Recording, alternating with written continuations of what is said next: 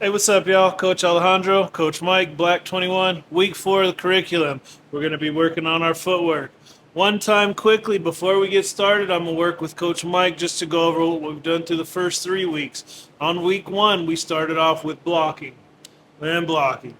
Week 2, we went to rolling underneath and rolling underneath. Week 3, we went to slipping and dipping. Okay? We talked about some turning over punches and also stepping back, stepping right. That's a little bit of the footwork. On week 4, we're going to go over some more footwork here. So, as Mike is my opponent, we're going to talk about first thing squared up versus bladed. Okay, I have to do certain footwork when I'm in certain stances. So if we're both here, we're in a decent neutral stance. I'm a bit bladed, he's a bit bladed. This works well for shuffle back, shuffle forward.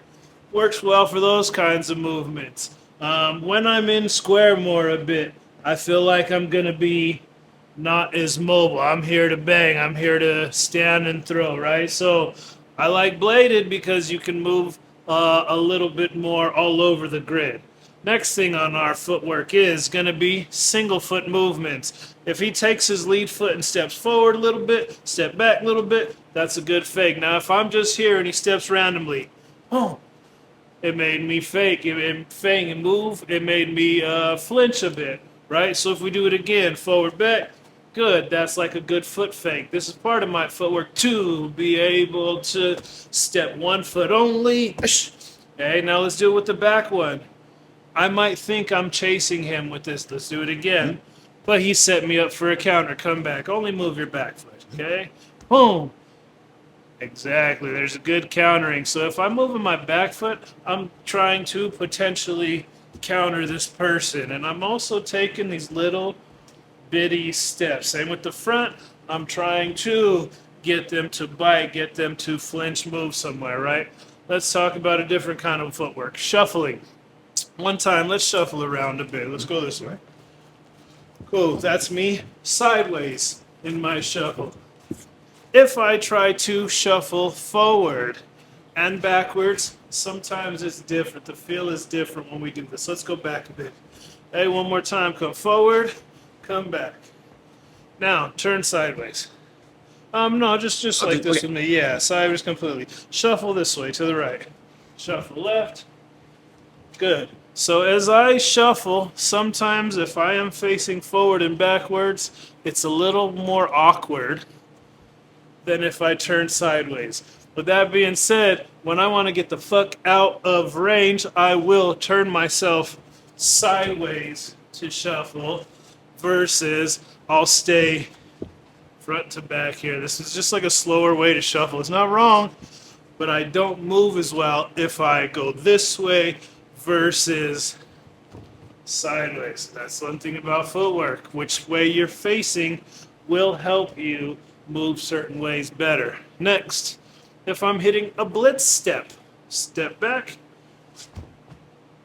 That's me getting there quickly. Blitzing, my feet are facing forward. Okay? If I was, excuse me, if I was sideways, I don't even know how to blitz this way. Kind of like karaoke, right? So when we're working on blitzing or sometimes trying to get to something faster, I want to turn my feet forward instead of sideways or at 45. We'll just talk about it one more time. Mike's quick and he keeps getting away from me. And every time I try to get there, he got good footwork. So instead, he moves away quick, big shuffles, and I just basically run at him. That's called our blitz, right? So, a couple things we've gone over. Foot faking, where our front foot or our back foot is moving around and we just trying to get the other person off their game. Next is directional shuffles. If I shuffle backwards, not bad. Forward. If I want to go fast, though, I'm going to turn completely sideways and just get out. Yeah. Such a big difference on how fast you can go when you turn sideways. We'll go over a couple more things. Pivoting. Lead foot. Step a little bit to the diagonal. Other foot. Swing around. Okay? To adjust, we're coming back. This one's called cut. Lead foot step. Back foot. swing inside. Some people call them pivot out, pivot in. I call this one pivoting and cutting.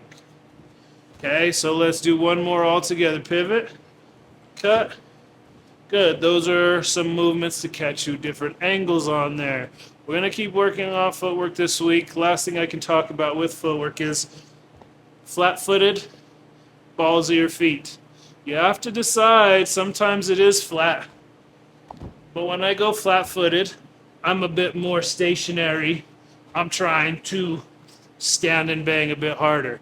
When I'm on the balls of my feet, move away. Probably faster, light on your feet. If he's coming towards me and I sound heavy, it's heavy. I sound like I don't have good footwork. But if he's coming towards me and instead then I'm just able to move quicker. So when you're moving your feet around, it's best to practice sometimes flat. Why? Because if you don't know what it feels like, you might do it at the wrong time. Versus I'm going to pivot and I'm going to be flat-footed both times. Very heavy. So on this one, the ball of my foot touches and I swivel around quickly there and I cut back the same way. Practicing in class will absolutely help you out, but also when you're at home, it's good to know how you land on the balls of your feet, how you do flat-footed.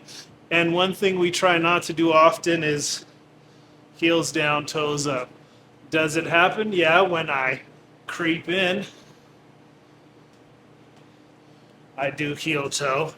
But that's probably one of the few times I'm doing that. You ever do that? Not really. Sometimes you'll see someone do like an L step and they might inadvertently kind of do this. Looks like you got a pimp stroll and a cane. Yeah.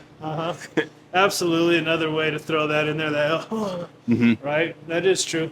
But in my context with like the way I throw and the way I move, I'd probably only do that to just creep my way in on somebody, right? This is week 4 curriculum. Come check us out. Thank you, sir.